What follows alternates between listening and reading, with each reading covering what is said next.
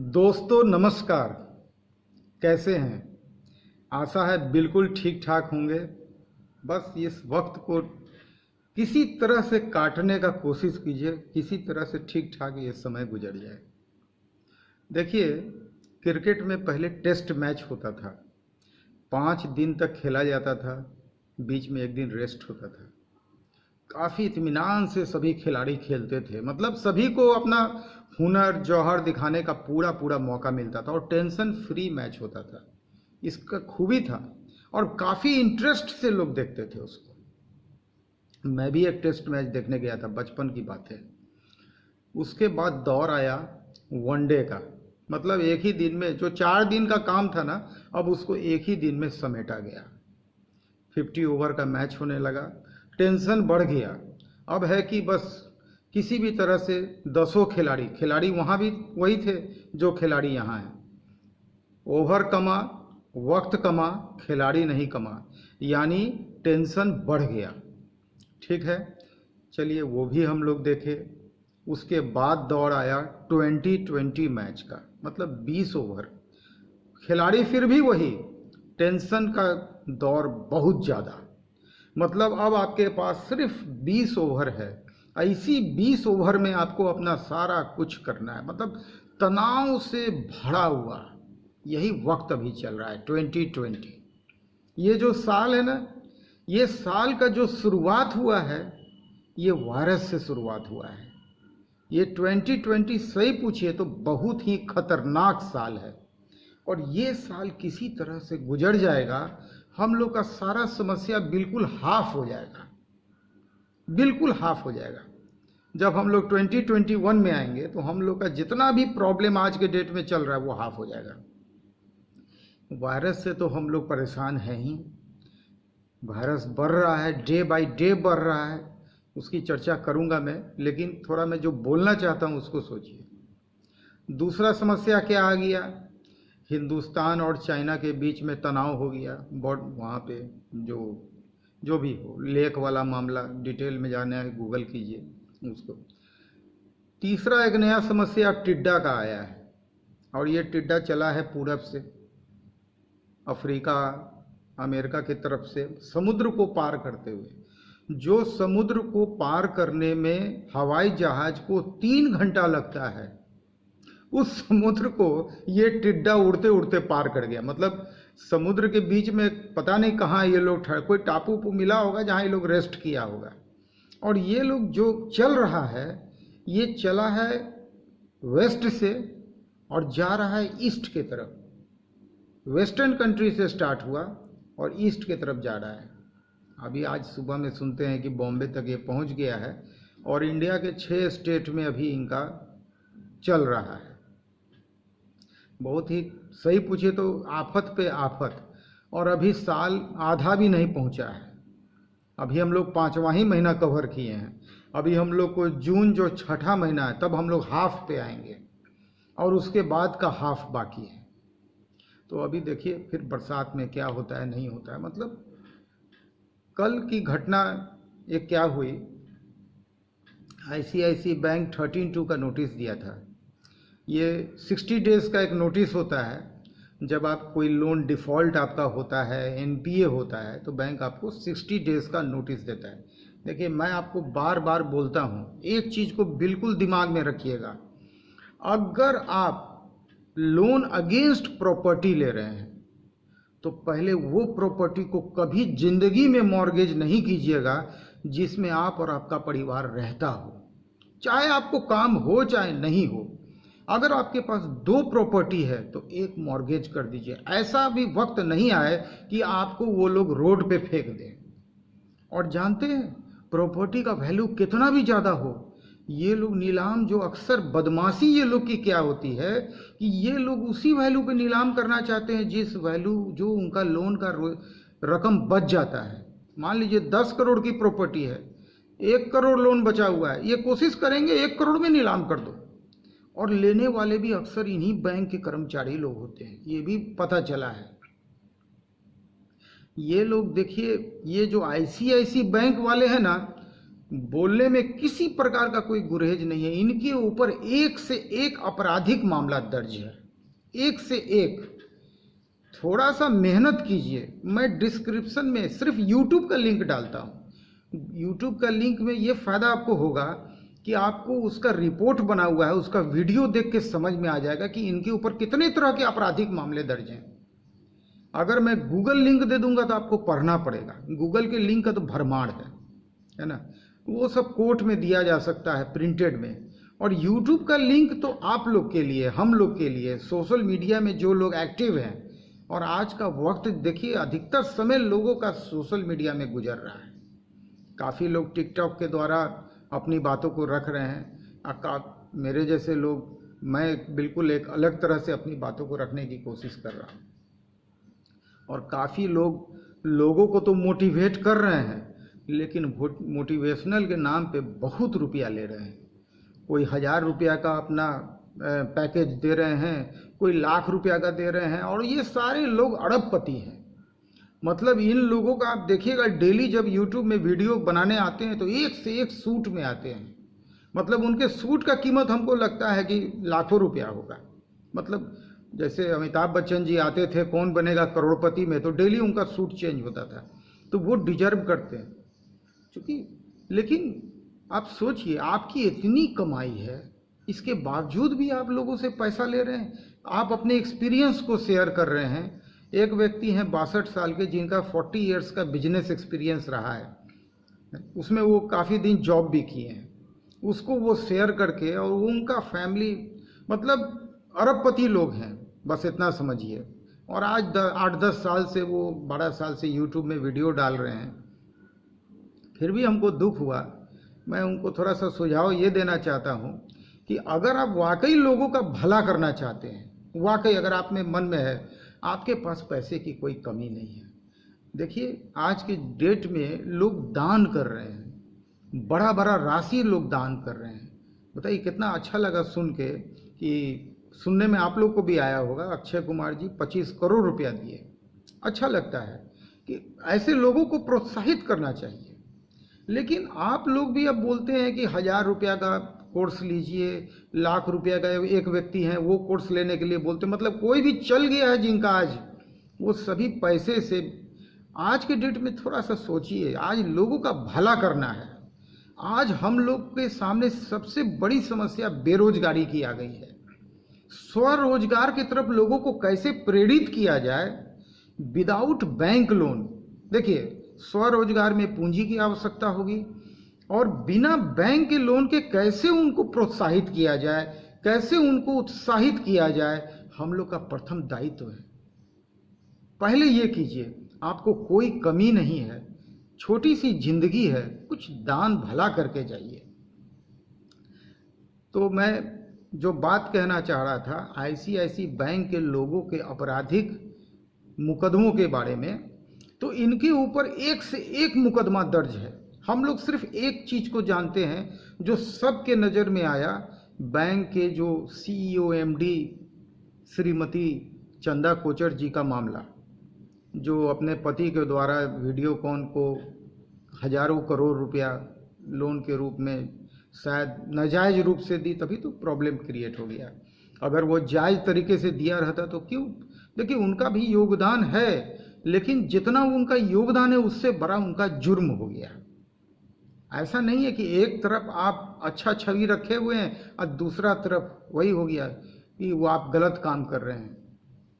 जैसे वो मोहरा फिल्म में नसीरुद्दीन शाह जी का रोल था, उनका छवि सबके सामने तो बड़ा अच्छा था, लेकिन अंदर अंदर वो गलत काम में लिप्त थे, और जब वो सामने आया तो पिक्चर खत्म हो जाता है। तो वही चीज़ है, गलत चीज़ बहुत दिन तक चलता नहीं है, एक समय आके उस पर अंकुश लग जाता है। देखिए, इस बैंक के कारनामे का डिटेल जो बहुत लोग नहीं जानते हैं, मैं आज डिस्क्रिप्शन में कुछ यूट्यूब का लिंक डाल रहा हूँ। मैं फिर से दोहरा रहा हूँ आपको, आप मेरे डिस्क्रिप्शन में जाइए और वहाँ पे मैं कुछ 10-12 लिंक आपको दे रहा हूँ यूट्यूब में। आप जाके इनके आपराधिक मुकदमों, आपराधिक वारदातों का जानकारी प्राप्त कीजिए। देखिए, हम लोग अनजाने में धोखे के शिकार हो जाते हैं। हमको अगर थोड़ा भी मालूम होता कि आईसीआईसी बैंक के लोग इतना फ्रॉड कमिट करते हैं, इतना करते हैं, तो मैं इसके शिकार नहीं होता। और उस समय चंदा कोचर का मामला भी नहीं था 2014 में, ये बाद में सामने आया। तो बहुत लोग फंस जाता है। ठीक है, मेरे जैसे कितने लोग होते हैं जो लड़ाई लड़ते हैं? बहुत कम। सब लोग गिव अप कर जाते हैं। जब एक नोटिस आता है ना, तो कितने लोगों को, जैसे कोई शुगर के पेशेंट हो गए तो उनका शुगर गिर जाएगा। देखिए 13(2) का हमारे जो अधिवक्ता थे डीआरटी के, बहुत वरिष्ठ अधिवक्ता थे, और उन्होंने 4 पेज में 13(2) का जवाब दिया था। 1-2 पेज में नहीं, 4 पेज में। किसी भी एक उनके एक जवाब को ये लोग जवाब नहीं दे सका, एक सवाल का। जितना वो सवाल किए थे आईसीआईसी बैंक से, जो आईसीआईसी बैंक का कल नोटिस का रिप्लाई आया है, हम लोगों ने 21 मई को नोटिस यहाँ से मेल के द्वारा भेजा था। क्योंकि आज सब चीज़ डाक खाना वगैरह बंद है, तो मेल के द्वारा मैं भेजा था। और 1-2 लोगों को नहीं भेजा था, कम से कम 60 लोगों को भेजा था, क्योंकि इनके बहुत लोगों का मेल आईडी मेरे पास है। उनके एक भी सवाल को ये लोग एड्रेस नहीं कर पाया। इवन कि कोर्ट को भी ये लोग चैलेंज कर रहा है, बोल रहा है कि जो है सब गलत। अरे कोर्ट सर्वे सर्वा है भाई, न्यायालय से ऊपर कोई नहीं है, इसको समझिए। न्यायालय से ऊपर जाने की कोशिश मत कीजिए। देखिए, जो लोग आपराधिक प्रवृत्ति के होते हैं, जिनके ऊपर पहले से आपराधिक मुकदमा कई दर्ज होता है, जब कोई नया मामला आता है ना, तो सब लोगों की पहले से उनकी निगाह तिरछी रहती है उनके ऊपर। ये लोग तो ये काम करता है, कोई नया बात नहीं है। देखिए, जब मैं पहली दफ़ा केस लेके गया था, और जब आप अदालत में केस कोई फाइल करते हैं, तो वो सीजीएम के यहाँ फाइल होता है। तो सीजीएम साहब के यहाँ पहले आपका बयान दर्ज होगा। जो प्रोसीजर है मैं आपको बता रहा हूँ। देखिए, ये सब प्रोसीजर समझिए, ये सब प्रोसीजर से गुजरता है लोग, कैसे कैसे कोई केस अदालत में आता है। जैसे आप फाइल करेंगे, आज आप फाइल कर दिए वकील साहब के द्वारा, तो नेक्स्ट डे सीजीएम साहब के यहाँ आपका बयान होगा। ठीक है, सीजीएम साहब ही पहले दिन जैसे सुने मेरी बात को, आईसीआईसी बैंक धोखाधड़ी, वो बोले कि अरे ये लोग ही करता है, कोई नया बात नहीं है, तुरंत केस को एडमिट कर लिए। पहले तो वही है कि वहाँ पे एडमिट हो रहा है या डिसमिस हो रहा है, फर्स्ट स्टेज वहाँ क्रॉस करना पड़ता है। और एडमिट किए, और उनके नीचे के जज साहब के यहाँ वो केस को ट्रांसफ़र कर दिए ट्रायल के लिए, आगे के प्रोसीजर के लिए, माने आगे मतलब कॉग्निजेंस के लिए। दूसरे जज साहब, देखिए बहुत दिमाग के तेज थे वो। जो दूसरे जज साहब थे जिन्होंने मेरे केस में कॉग्निजेंस लिया है, वो बेसिकली पहले वकील थे।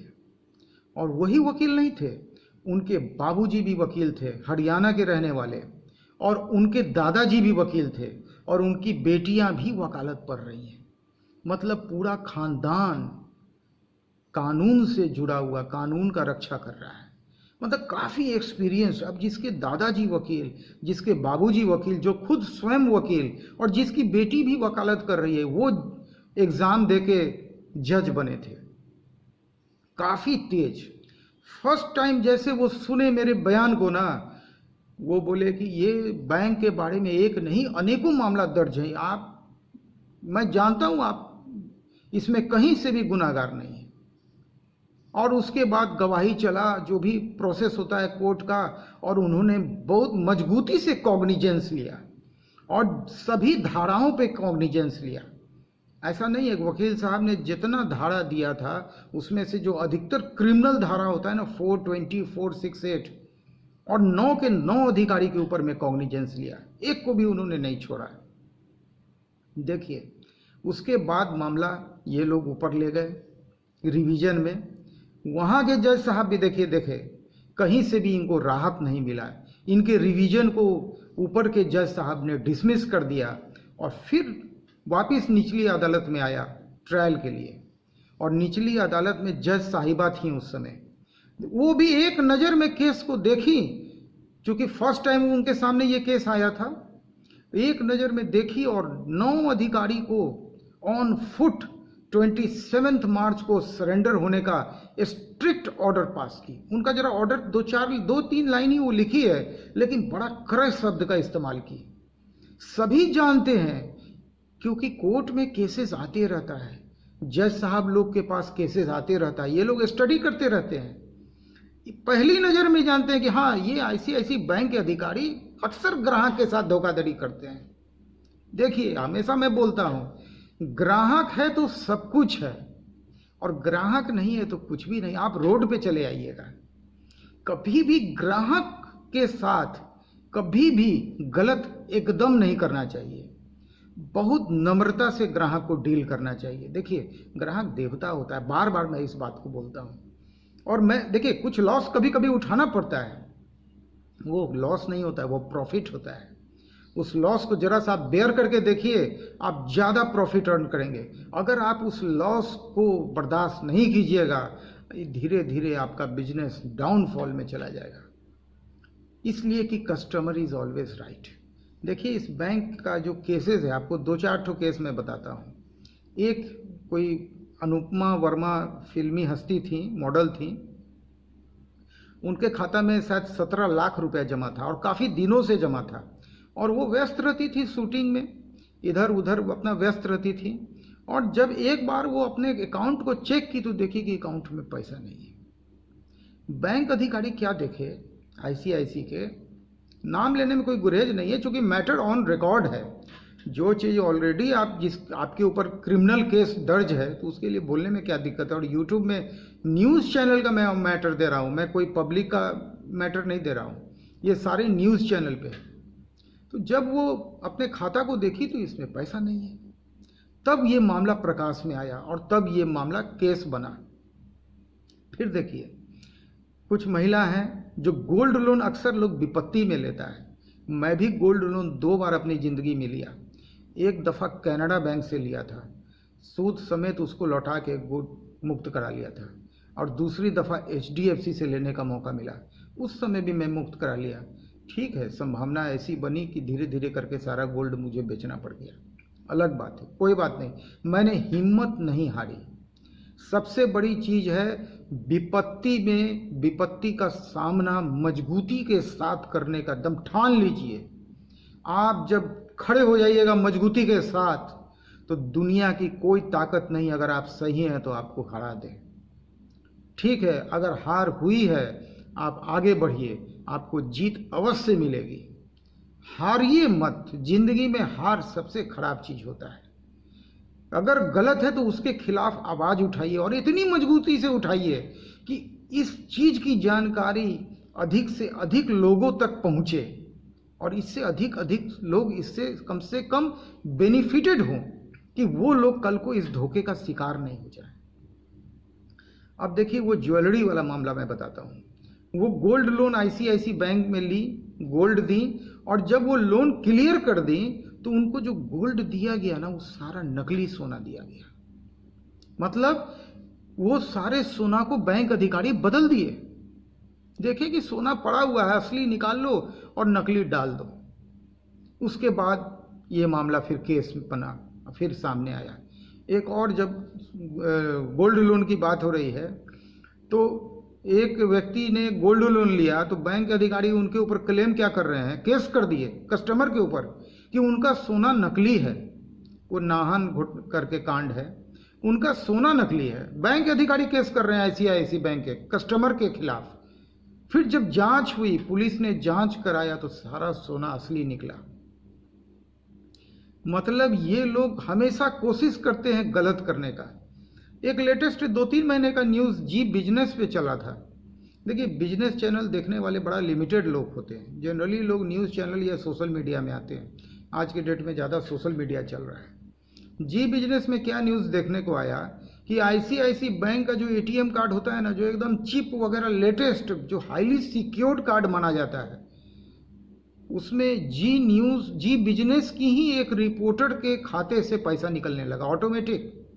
10,000 निकल रहा है और उनको मैसेज आ रहा है। मैंने लिंक दे रखा है, शायद पहला उन्हीं का लिंक होगा।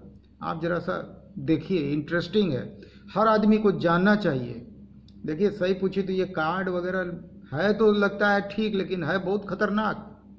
मैं इन किन्हीं चीज़ों पे भरोसा नहीं करता हूँ। मैं एक चीज़ समझता हूँ, नेट बैंकिंग, अगर किसी को पैसा देना है तो जो भी लोग, कोई भी लोग आपसे CVV नंबर मांग रहे हैं, आपसे कार्ड का नंबर मांग रहे हैं, आपसे पैन कार्ड का डिटेल मांग रहे हैं, आपसे कार्ड का एक्सपायरी डेट मांग रहे हैं, आपका नाम जानना चाह रहे हैं। आप देखिए, एक जबलपुर के व्यक्ति थे जो साउंड रिकॉर्डिस्ट थे, क्या उनका केस था?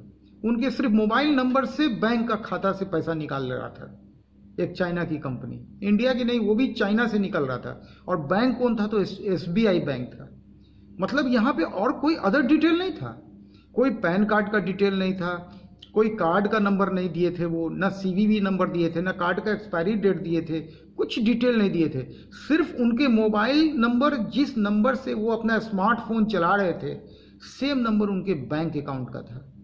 तो मैंने इसका एक सॉल्यूशन दिया था कि बैंक अकाउंट में जो नंबर है ना, वो नंबर आपके स्मार्टफोन में होना ही नहीं चाहिए। कोशिश कीजिए कि वो जो बटन वाला फ़ोन आता है ना, क्योंकि आपको OTP चाहिए और कुछ नहीं। किसी भी तरह के फंड का पैसा कभी भी किसी भी प्रकार के कार्ड से मत देने का कोशिश कीजिए। सॉरी। सबसे बेस्ट है, थोड़ा सा टाइम लगेगा, नेट बैंकिंग के थ्रू दीजिए, क्योंकि उसमें OTP आता है, और विदाउट OTP कोई फंड कभी ट्रांसफ़र नहीं कीजिए। ये थोड़ा सेफ चैनल है। ये जल्दी देखिए, हम लोग का पैसा बड़ा हार्ड अर्न मनी है, ऐसे पैसा कोई लूट ले। और आज के ज़माना में बहुत लोग जो साइबर से जुड़े हुए हैं, वो साइबर क्राइम कर रहे हैं, IT सेक्टर वाले, क्योंकि सभी की स्थिति खराब हो गई है। इसके ध्यान देना बहुत ज़रूरी है। और बिल्कुल देखिए, मैं जो भी बात बोलता हूँ, मेरी एक कोशिश रहती है कि मेरी बातों से आम लोगों का बेनिफिट हो। और मुझे देखिए, यूट्यूब से कोई सही पूछे तो अभी इनकम हो नहीं रहा है। क्या इनकम हो रहा है मैं बता देता हूँ। $4 पर मंथ अभी यूट्यूब की मेरी यही कमाई है। पूरे महीने में $4। सोचिए, ये तो उस $4 में $3 जो है ना, सिर्फ एक वीडियो से आ रहा है, उसका नाम है बकेट वॉशिंग मशीन का वीडियो। मतलब बाकी जितना 50 वीडियो है, ये जो 26-27 बैंक लोन का जो एपिसोड है, इस सब से $1 ही एक महीना में आ रहा है, क्योंकि व्यूज़ बहुत कम है और उसमें आप लोगों की मुझे मदद चाहिए। $4 पूरे महीने में समझते हैं क्या होता है? 300 रुपया। 7 आदमी का परिवार 300 रुपया से चलेगा क्या? आज के डेट में 7 आदमी का परिवार है, असंभव है, एकदम असंभव। इसीलिए मैं आप लोग से प्रार्थना करता हूँ, कृपया कर मेरे चैनल को पहले तो सब्सक्राइब कर लीजिए। एकदम खाली देख के मत छोड़िए, थोड़ा सा नीचे बढ़िए और सब्सक्राइब कीजिए। बेल आइकन को दबाना है वो दबा दीजिए, लेकिन सब्सक्राइब जरूर कीजिए, ठीक है। और दूसरा, एक मदद कीजिए, जितने भी आपके फ्रेंड्स एंड रिलेटिव्स हैं उनको मेरा चैनल शेयर कर दीजिए। आप जब शेयर करेंगे ना तो वो ज़रूर देखेंगे, और जब एक बार मेरा कोई भी एपिसोड अगर वो वॉल्यूम देख लेंगे तो ज़रूर मेरी बातों में उनको लगेगा कि कुछ ना कुछ सच्चाई है। देखिए, कभी भी मैं बार बार आपको बोल रहा हूँ, लोन के तरफ मत जाइए, और अगर जाना भी पड़े और मॉर्गेज करना पड़े तो जिस घर में आप रह रहे हैं उसको, मैं बहुत मानसिक रूप से दौर से गुजर रहा हूँ। जिस घर में रहता हूँ वही मॉर्गेज है और वही बुरी तरह फंसा हुआ है। ये धोखाधड़ी ये लोग किए हुए हैं मेरे साथ। आपको पूरा डिटेल देखना है ना, कृपया कर इसी सीरीज़ का वॉल्यूम 1 और वॉल्यूम 2 देखिए। मैं स्टेट बैंक से भी लड़ाई लड़ रहा हूँ, SBI जनरल से, जो पटना में बार आया, उन्होंने इंश्योरेंस का क्लेम नहीं दिया। क्यों नहीं दिया? क्योंकि मैं घूस नहीं दिया। और स्टेट बैंक के CGM, DGM और AGM ये बड़े अधिकारी होते हैं। CGM मतलब पूरे जिले माने स्टेट के मालिक हैं वो, और DGM उस डिस्ट्रिक्ट के मालिक हैं, और AGM उस सर्किल के मालिक हैं। ये तीनों आदमी एडमिट किए हैं कि सर्वेयर घूस लेते हैं और आपके साथ धोखाधड़ी हुआ है। ये तीनों व्यक्ति एडमिट किए हैं, और इस एडमिट जो ये किए हैं सबका एविडेंस मेरे पास मौजूद है। मैं आपको एक चीज़ बोलता हूँ, किसी से भी बात कीजिए, आज के युग में एक चीज़ जान लीजिए, बिजनेस में भी एविडेंस रखिए। चाहे कस्टमर आपसे ऑर्डर दे रहा है या जो भी बात कर रहा है, जो भी कमिटमेंट कर रहा है, आप कॉल रिकॉर्डिंग बना के रखिए, क्योंकि कल को देखिए आपका पैसा डूबना नहीं चाहिए। कोर्ट में एविडेंस चलता है और कुछ नहीं चलता है। कोर्ट में ऐसे आप बोलेंगे, कोर्ट नहीं मानेगा। साथ में अगर आप टेलीफोनिक एविडेंस दे दीजिएगा, और उसका प्रोसेस है, मैं कल के वॉल्यूम में भी बताया हूं। देखिए, मैं 33 मिनट का डेली वीडियो अपलोड करता हूं। ये 33 मिनट का चक्कर ये है कि मेरा फ़ोन 33 मिनट के बाद किसी भी समय बंद हो जाता है। तो मैं चाहता हूं कि वो 33.5 मिनट जाने के पहले मैं खुद से बंद कर दूं। आप देखेंगे कुछ वॉल्यूम में ऑटोमेटिक वो बंद हो गया है।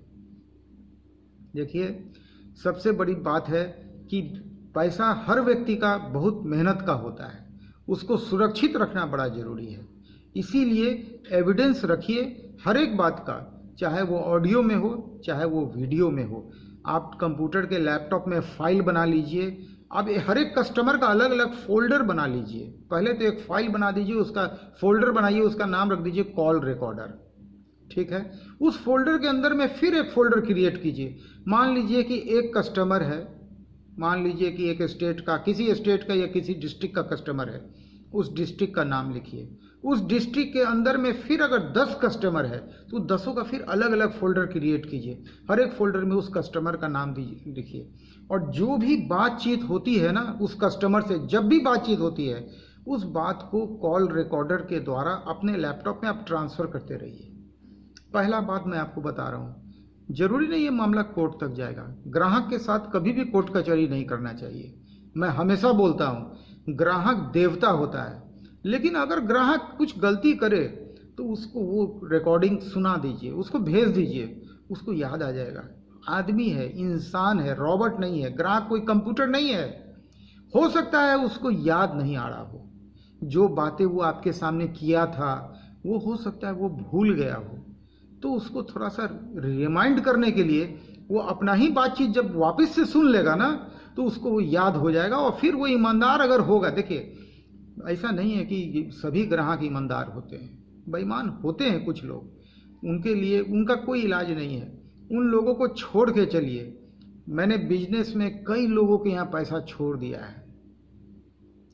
जो दिया उसका भी भला, मेरा जो सेंटेंस है वो सुन लीजिए, जो दिया उसका भी भला और जो ना दिया उसका भी भला। मैं दोनों का भला मानता हूँ, इसलिए कि अगर कोई नहीं दिया है तो जरूर उसकी कोई मजबूरी होगी।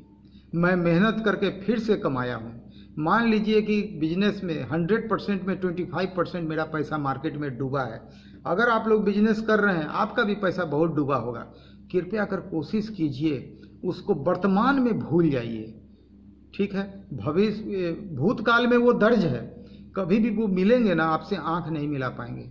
अभी मैं कई ऐसे केस देखा हूँ जो लोग 2-2 साल तक हमको पैसा नहीं दिए हैं, बातचीत हमसे नहीं किए हैं, लेकिन जब उनका वक्त अच्छा हुआ है ना, वो याद करके हमको ऐसा ऐसा पैसा भी दिए हैं।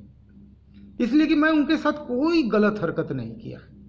देखिए, ग्राहक से पहला बात, कभी भी ऊंचे स्वर में नहीं बोलिए, हमेशा मुस्कुरा के पेश आइए। पेमेंट दिया तो भी मुस्कुराइए और न दिया तो भी मुस्कुराइए। आज वो नहीं दे रहा है तो वो भी इंसान है, उसकी भी कोई मजबूरी होगी। हो सकता है वो मजबूरी आपको नहीं बता पाता है, कुछ पारिवारिक मजबूरी होगी, वो नहीं बता पा रहा है। उसकी ये स्थिति जब ठीक हो जाएगी वो आपको बिल्कुल पैसा देगा। आप उसके पास्ट रिलेशन को देखिए, और कभी भी किसी को क्रेडिट दीजिए ना तो पहला दूसरा डीलिंग में क्रेडिट कभी मत दीजिए। कम से कम 2-4-5 डीलिंग करके देखिए, आदमी को पता करने का कोशिश कीजिए ये इंसान कैसा है। इंसान की नेचर को समझिए। इंसान को समझना जरूरी है, बिजनेस डीलिंग को नहीं। बिजनेस डीलिंग हो सकता है कि बिजनेस बहुत अच्छा चल रहा हो, डीलिंग अच्छा चल रहा हो, लेकिन इंसान का नेचर अगर खराब होगा ना तो थोड़ा भी बिजनेस लड़खड़ाएगा, आपका पैसा वो रोक देगा। लेकिन इंसान का नेचर अच्छा होगा, दिल से अगर वो अच्छा होगा। और मैं एक चीज देखा हूं, 99.99% लोग दिल से सभी सही होते हैं।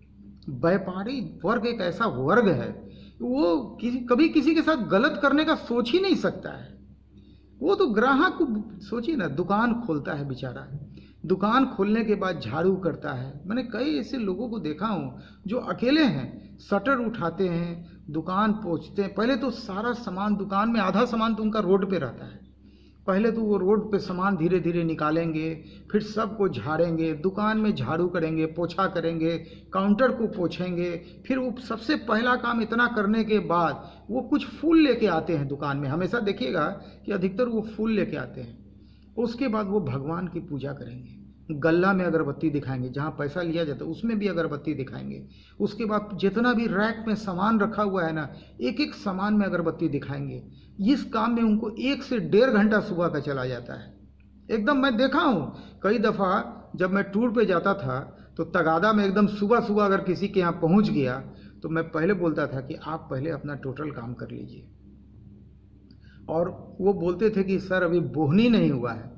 तो कई दफ़ा, चूँकि मेरे पास तो टाइम का लिमिटेशन रहता था, एक अगर टाउन में गया हूँ तो फिर दूसरे टाउन में निकलना है मेरे को, तो मैं क्या करता था कि सबसे पहले पैसा से उनके यहाँ का कोई एक चीज़ खरीद लेता था, चाहे छोटा ही सही, क्योंकि देखिए बोहनी होना उनका बड़ा ज़रूरी है। अगर आप बोहनी नहीं हुआ है, सुबह सुबह आप तगाजा में पहुँच गए हैं, तो उनको पैसा देने में खराब लगेगा। तो मैं पहले उनका बोहनी करता था। अब बोहनी करने के बाद, चूँकि पैसा देखिए पिछले दिन का पैसा उनके पास रहता है, सेल का पेमेंट वो आपको देना चाहते हैं, लेकिन जो उनका एक सेट प्रोसीजर है बोहनी, अगर वो बोहनी नहीं हुआ है तो आपको पेमेंट वो कैसे दें। तो पहले मैं उनका बोहनी कर देता था, फिर उनसे पेमेंट मांगता था, आराम से वो 10,000 20,000 जो भी पेमेंट होता था वो दे देते थे, और हंसी खुशी फिर अगला ऑर्डर भी हुआ। और उनकी समस्या को सुनिए कि क्या क्या प्रॉब्लम वो फेस कर रहे हैं आपके प्रोडक्ट पे। देखिए ऑलवेज ग्राहक का सुनने का कोशिश कीजिए। आज ICICI बैंक के लोग क्यों फंसे हुए हैं? क्योंकि इन्होंने मेरे प्रॉब्लम को सॉल्यूशन नहीं किया। अगर फर्स्ट टाइम जो इन्होंने धोखा दिया, 75 लाख का बात करके 13 लाख दिया, अगर उसका ये तुरंत सॉल्यूशन कर देते कि हाँ वर्मा जी थोड़ा सा हम लोग से मिस्टेक हो गया, ये लीजिए, अब जो बाकी का फंड है इसको आप ले लीजिए, तो क्या होता? ठीक है, मेरा 1-2 महीना निकलता, लेकिन पूरा फंड मिलता तो हम अपना काम को एस्टैब्लिश कर लेते और वो सीजन हम पकड़ लेते। देखिए ICICI बैंक में जो हम फंसे थे ना, वो महीना था 2014 अगस्त, बरसात का ही महीना होता है मोटा मोटी, और सीलिंग फैन का यूनिट बैठाने का सबसे गोल्डन पीरियड होता है। क्योंकि अगस्त में आप मान लीजिए कि मशीन वाले को पैसा देंगे, वो सितंबर या अक्टूबर तक आपको डिलीवरी दे देंगे।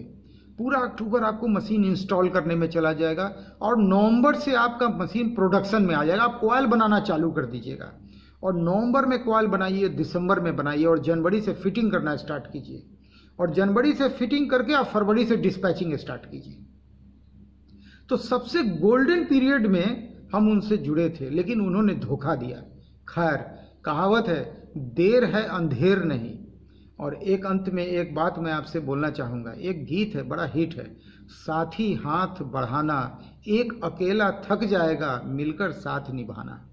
मैं आपसे इसी बात को दोहरा रहा हूँ। मैं डेली 33 मिनट बोलता हूँ, इसका लाभ कहीं किसी न किसी को मिल रहा है, बातें सामने आ रही हैं। कृपया कर सब्सक्राइब जरूर कीजिए, हाथ बटाइए, मजबूती दीजिए हमको, ताकि हम मजबूती से आगे की लड़ाई को लड़ पड़ें, है ना।